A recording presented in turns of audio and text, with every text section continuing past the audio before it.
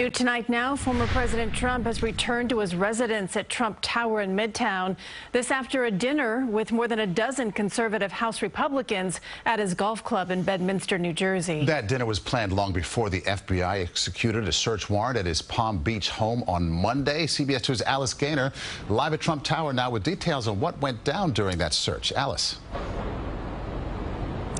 Sources tell CBS News that the Secret Service maintains a constant presence at the former president's home in Florida and helped facilitate the FBI's entry. At least two of Trump's attorneys were present during the search, with one of them telling CBS News it focused on 3 rooms, a bedroom, an office, and a storage room. Around 10 a.m. Monday, sources tell CBS News FBI agents seized boxes of documents but no electronics while executing a search warrant at former President Trump's Mar-a-Lago home.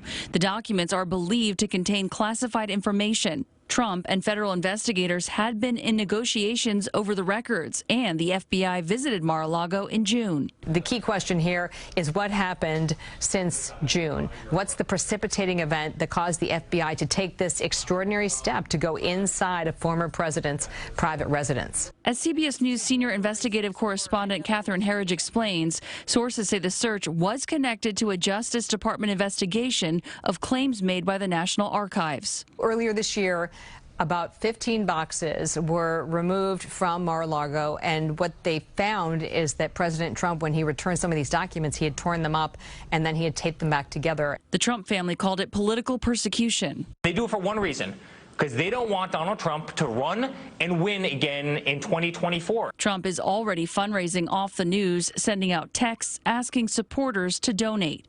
The White House reiterated that President Biden was not briefed or aware of the search warrant before it was executed. The Justice Department conducts investigations independently, and we leave any law enforcement matters to them. Republicans are slamming the Justice Department and calling for investigations. I want to know what led to this. There's been lots of questions before this raid about whether or not the FBI is doing their job apolitical. FBI Director Christopher Wray was appointed by then-President Trump. I don't want to jump the gun and say criminal charges are coming, but you have to have a criminal predicate in order to get a search warrant.